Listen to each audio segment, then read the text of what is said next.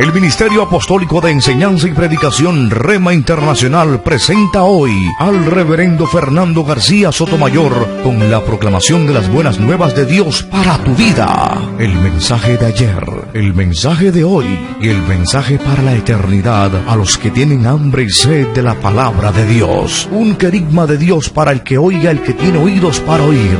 Escucha el dabar del Eterno a las naciones. Ahora es el tiempo para recibir el rema del Espíritu Santo a tu espíritu. Escuchemos con fe la menra del Señor para el alma.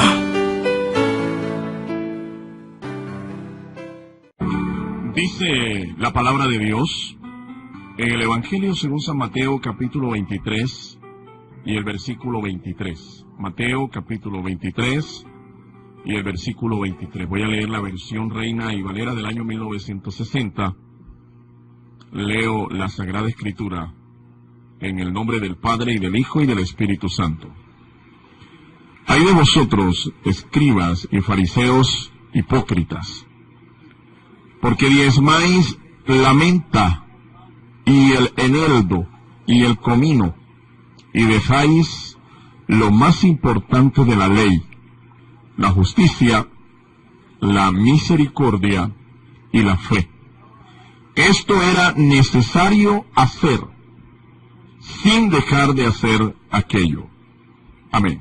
Dios nos bendiga por esta poderosa palabra. El título de esta disertación es Cuestión de adorar. Es cuestión de adorar. Todo discípulo de nuestro Señor Jesucristo, el Mesías, debe pagar la 10ª parte de sus productos a Dios. Los diezmos no se dan, los diezmos se pagan, según las Escrituras. A esta costumbre se le llama diezmar, pagar el diezmo.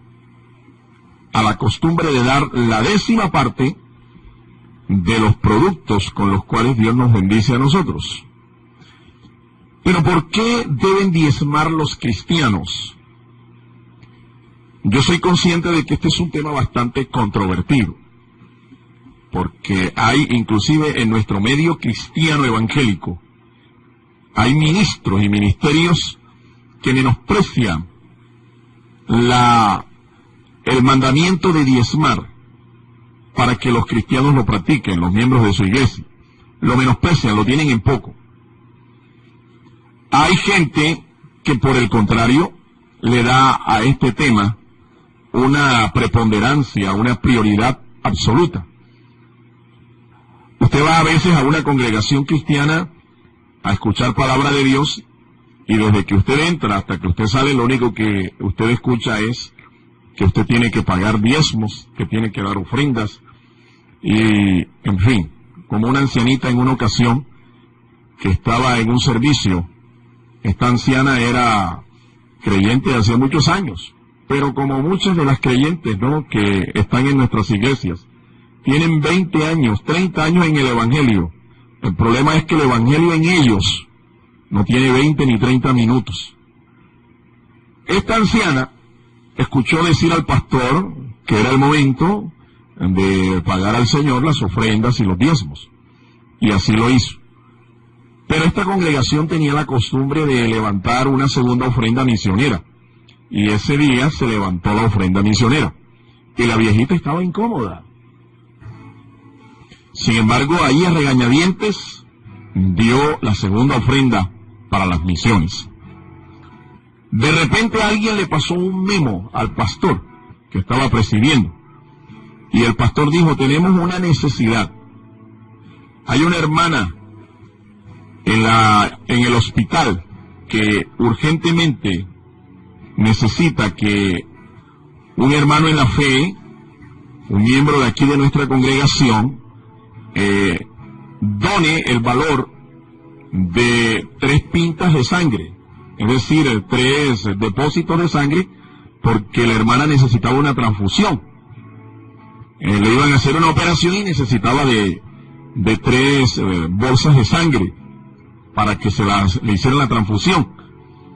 Y esto fue el colmo para la viejita. La viejita se paró y bien brava dijo, bueno, ¿y aquí qué? Nos van a chupar hasta la sangre. Imagínense. Encontramos gente así en las congregaciones. Unos que se incomodan, otros pues se sienten un poco preocupados. Y ahí en esa polaridad se está moviendo hoy en día la Iglesia del Señor con respecto a la administración de las finanzas, con respecto a la mayordomía. Unas se polarizan donde llegan al punto de no darle importancia a esta doctrina, y otros porque le dan demasiada importancia. Lo ideal es que nosotros nos centremos en lo que dice la palabra de Dios. Y la Biblia habla de este tema. El Señor Jesucristo mismo, usted lo puede escuchar, las palabras que oímos de Mateo 23, son palabras textuales de nuestro Señor Jesucristo. A Él le importó este tema. Y como lo titulamos, el asunto de pagar diezmos es cuestión de adorar. Y Dios anda en busca de adoradores. Dios no anda en busca de alabadores, ni de colaboradores. Dios no necesita alabanzas de nadie, ni necesita colaboración de nadie para sostener su obra. Él es todo suficiente. Sin embargo, nosotros lo hacemos por un acto de adoración, de generosidad. Escuche lo que dice el Señor. Se lo dijo a una mujer samaritana. Juan capítulo 4, versículo 24. Dios es espíritu, y los que le adoran, en espíritu y en verdad es necesario que adoren. Yo creo sinceramente que el pagar diezmos no solo se trata de un mandamiento levítico o sacerdotal, un mandamiento de la palabra, sino que es un asunto de adoración. Antes de responder a la pregunta de por qué los cristianos deben pagar diezmos, aclaremos que los discípulos no deben diezmar solo porque es una ley bíblica o porque obedece a un pacto o juramento o porque lo ordenan los reglamentos de la iglesia local o porque al no hacerlo nos exponemos a la vergüenza. O sea, no solo estas deben ser las razones que nos deben mover a pagar diezmos en la obra del Señor. En realidad diezmar es una forma de adorar a Dios. Dar es adorar. Y adorar es dar. Así que adoremos a Dios con nuestros bienes. Y no tan solo con nuestras palabras. Yo conozco gente que en el momento de la alabanza, en el momento cuando estamos adorando al Señor, usted lo ve que tan espirituales son. Qué cosa tan tremenda, cómo participan del servicio, cómo cantan, cómo alaban, cómo adoran. Pero cuando llega el momento de que el pastor o el ministro que preside el culto nos dice, bueno, este es el momento ahora de adorar a Dios con nuestras ofrendas y con nuestros diezmos. En ese momento le da de todo. Se incomoda, se rasca la cabeza, mira para arriba, mira para abajo, mira para atrás, se va al baño, empieza inclusive algunos hasta muy espirituales. En el momento en que se está ministrando, se está llevando el ofertorio hasta el lugar donde está, como hacen algunas iglesias, en ese momento es que va a profetizar y va a hablar lenguas. Cuando en ese momento usted no tiene que hablar lenguas, ni tiene que profetizar, ni nada de estas cosas, ni hablar, ni ver visiones, ni nada de estas cosas. Usted lo que tiene es que meterse la mano al drill y pagar su diezmo, darle a Dios lo que es de Dios. Alabado sea el nombre de nuestro Señor Jesucristo. Yo sé que hay creyentes que hoy están escuchando esta palabra, esta doctrina, y les incomoda, pero aquí estamos para predicar la palabra de Dios. El que es espiritual se goza, se alegra cuando escucha la sana doctrina, cuando escucha la palabra de Dios. Mire, vamos a conocer razones por las cuales un discípulo de Cristo debe diezmar. En primer lugar, porque diezmar es un acto de justicia. Nuestro Señor Jesucristo lo declaró. Mateo 23, donde leímos al principio. Se lo dijo a los fariseos, que era gente estricta para pagar los diezmos. Diezmaban de lo mínimo. De la hortaliza más pequeña, ellos diezmaban. Pero el Señor les dijo, ustedes se olvidan de lo más importante de la ley. Se olvidan de lo que más tiene peso en la ley. Diezmar es un acto de justicia. Justicia es dar a Dios lo que es de Dios.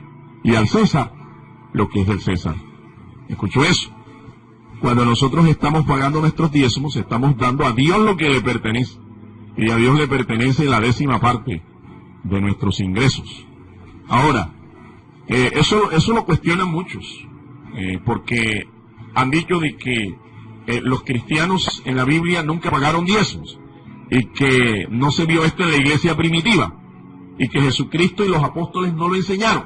La pregunta del millón para estos teólogos, entre comillas, para estos maestros, entre comillas, de la palabra, ¿y qué hacemos con este texto de Mateo 23:23?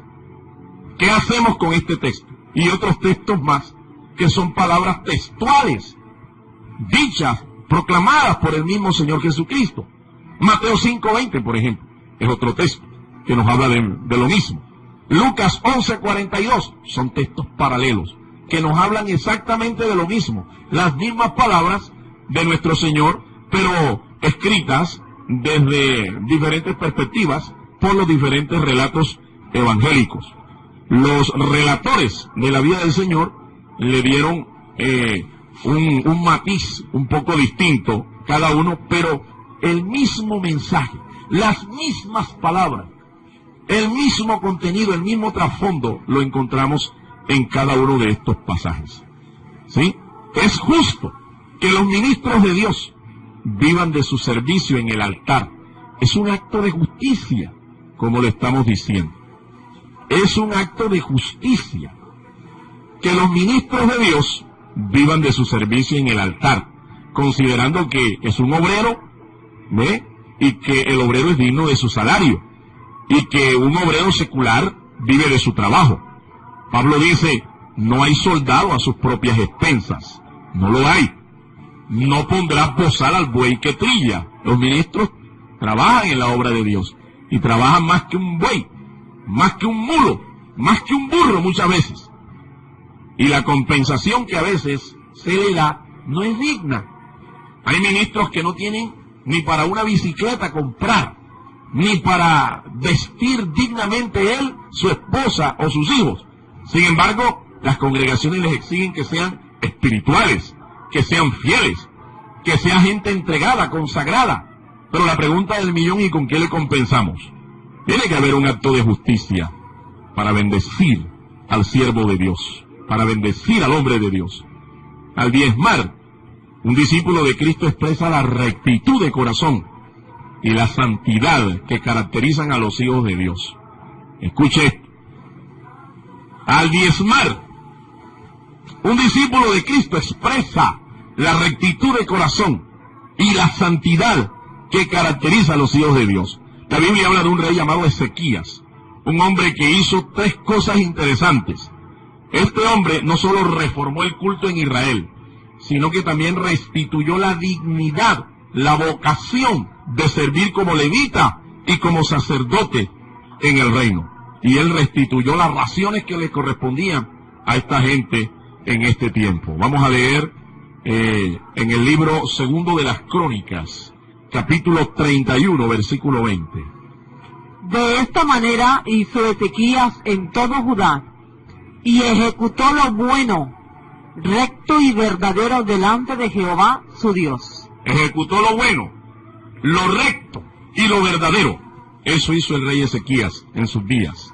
Por eso Jesús no se dejó impresionar por la actitud de los fariseos, por la forma como diezmaban.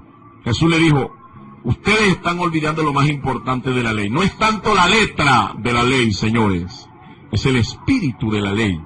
Y Jesús les hace ver que diezmar es un acto de justicia. Diezmar es un acto de justicia. Expresa la rectitud, manifiesta la rectitud del corazón y la santidad que caracterizan a los hijos de Dios. Yo puedo decir entonces, de una manera concluyente, que una persona, un discípulo de Cristo, un cristiano que no diezma, no es recto de corazón. Tampoco puede considerarse un hombre santo de Dios. Puede hablar lenguas, puede profetizar, puede echar espuma por la boca, puede echar fuego, candela por la boca, pero si no diezma, no es un santo. Es un ratero metido en la iglesia del Señor. Es un vulgar ladrón metido en la casa de Dios. Y la Biblia dice bien claro que los ladrones no entran al reino de Dios. Así que no se engañe usted. Si usted dice que es cristiano y usted no paga diezmos, usted no es de Dios. Usted está engañándose y está engañando a otros. Pero por lo menos a mí no me está engañando, porque yo distingo a los ladrones rapidito en una congregación. Y nosotros tenemos la autoridad para poder predicar sobre diezmos, sobre ofrendas, porque nosotros nos sujetamos a esta palabra, nosotros practicamos esta palabra. Ahora usted como discípulo de Cristo, pregúntese usted mismo si lo está haciendo, y pregunte a ver si su pastor le paga diezmos a alguien, porque de esto no está exento nadie. Pagar diezmos en la obra de Dios involucra a todo el mundo, a los que son pastores, a los que son dirigentes y a los que son discípulos. Esto no es solamente para las ovejas del rebaño del Señor, es para todos. Mi estimado hermano, es para todos. Si tú eres un pastor, eres el primero que debes poner el ejemplo en tu congregación y en tu ministerio, para poder tener autoridad y poder predicarle a otros acerca de este tema.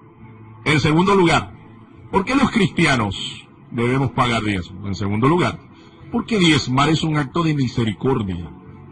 Un acto de misericordia. Vamos a leer el Evangelio de Lucas, capítulo 11, versículo 42. Lucas 11, 42. Mas hay de vosotros, fariseos, que diezmáis la menta, la ruda y toda hortaliza, y pasáis por alto la justicia y el amor de Dios. Esto os era necesario hacer, sin dejar aquello. La misericordia del Señor, hacer lo bueno, es la manifestación externa de la compasión por la miseria de otros. Le voy a repetir eso. La misericordia es la manifestación externa de la compasión por la miseria de otros. Cuando se hace un acto de misericordia, se va más allá de un sentimiento de compasión por el dolor de una persona, por la condición miserable de una persona. Se hace un acto, se concreta en un acto. Por eso la misericordia engendra amor. Realmente una persona que tiene el amor de Dios en su corazón, es fácil que sea misericordiosa. Pero el amor no solo son palabras. El amor se concreta con actos, con hechos concretos. La Biblia dice que Dios nos amó, y nos amó primero, antes que nosotros le amáramos a Él. Pero ¿sabe? Eso no son solo palabras. Él lo demostró.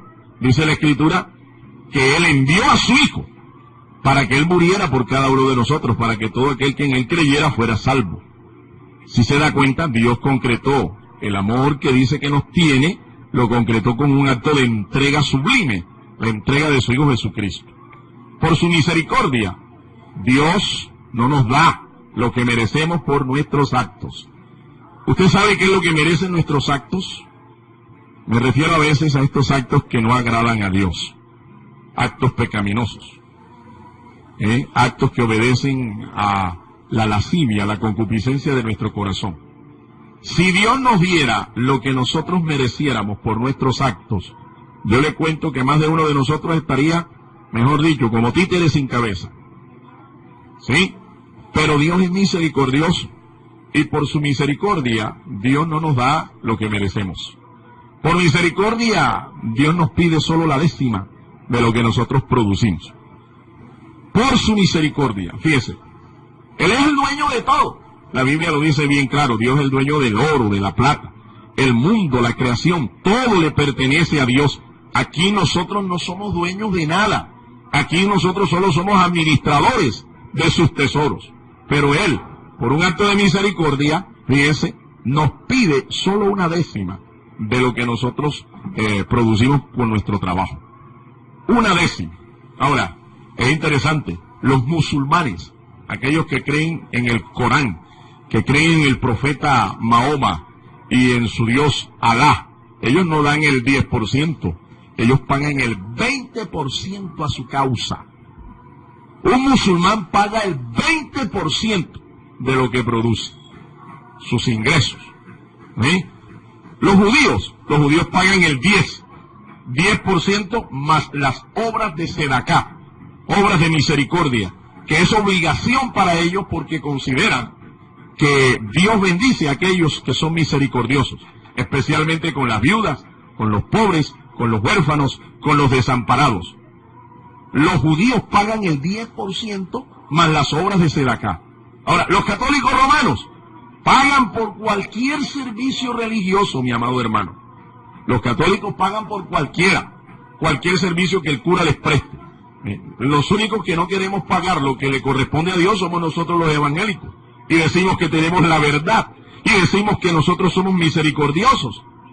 Pero déjeme decirle que muchas veces la fe que se ve en muchos de estos cristianos no es real. Es una fe fingida.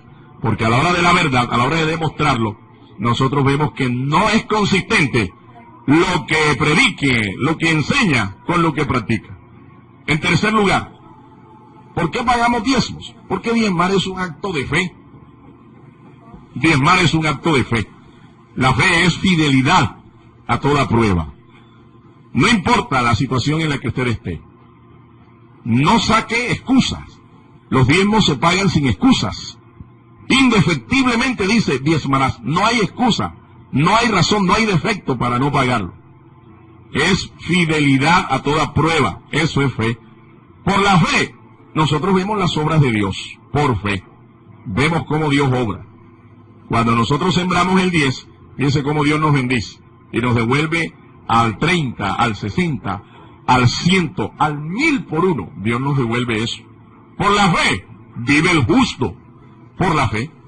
Por la fe sembramos el 10 para seguir cosechando al 100, al 60, al 30 por uno. Por eso diezmar es un acto de fe.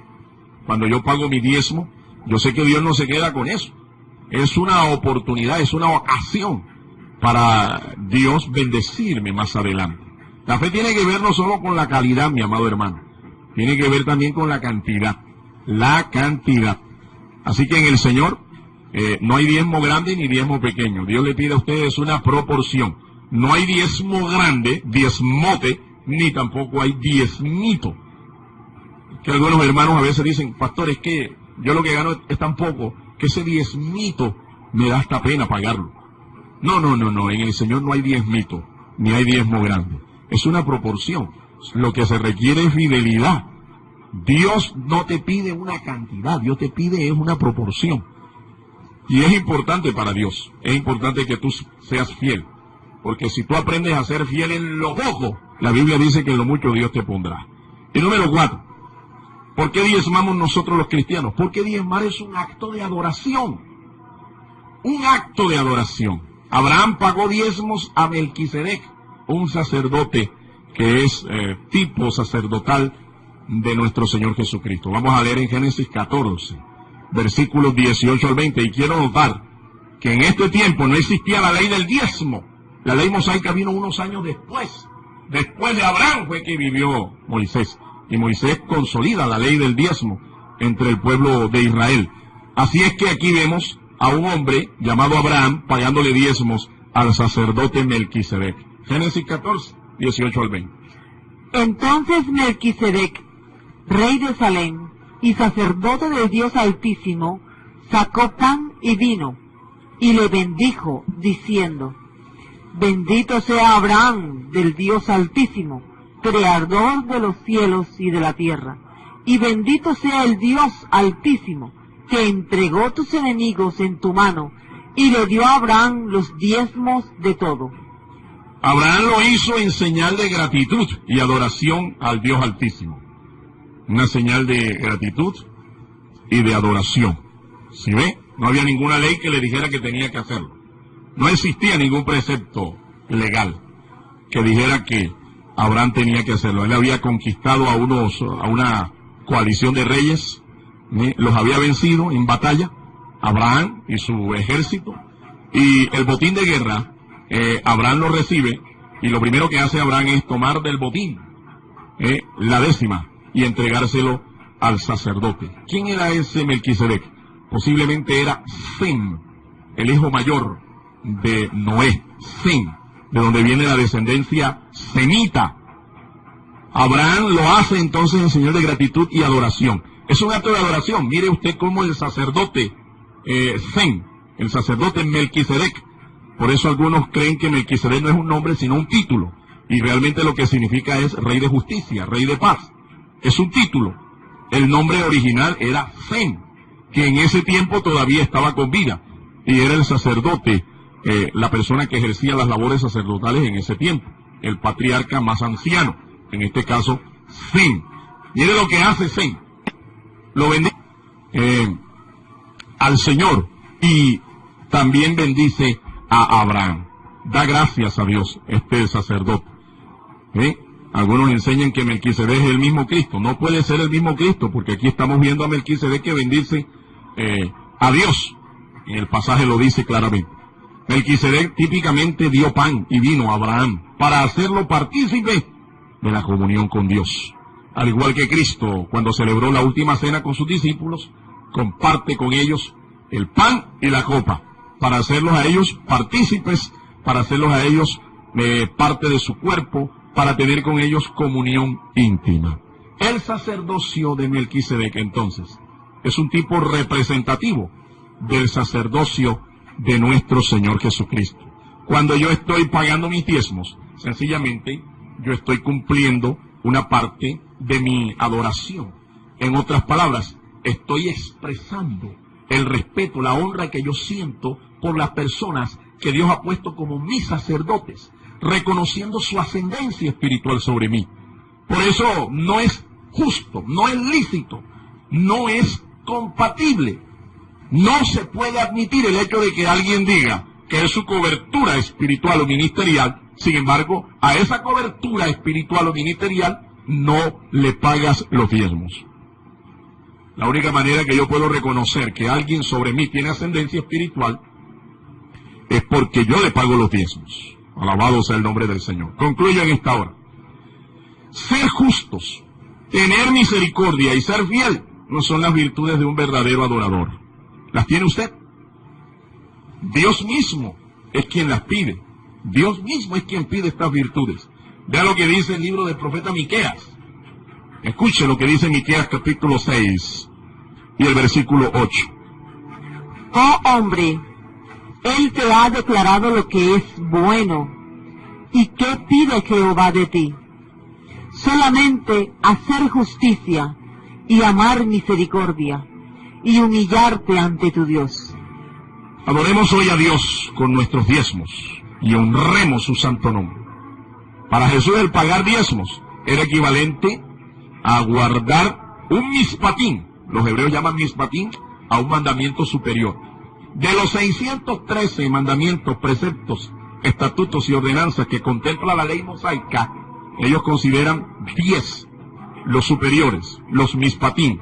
Y Jesús considera que el pagar los diezmos es un mandamiento superior. Lo que hace el Señor aquí entonces en Mateo 23 es elevar este precepto que era sacerdotal a la calidad de un mandamiento superior. Los mispatín eran la clase de mandamientos morales dentro de la ley mosaica. Los judíos lo consideraban un mandamiento sacerdotal o ceremonial, pero Jesús los considera un mandamiento moral, a la altura de la fe, la justicia y la misericordia. Dios te siga bendiciendo. El Ministerio Apostólico Rema Internacional pone a disposición esta predicación. Ofrecemos ministración a simposios, seminarios, campañas evangelísticas, educación globalizada sana y de carácter interdenominacional. Escríbanos a ministerioremainternacional@gmail.com o llámenos al celular 316-270-7181.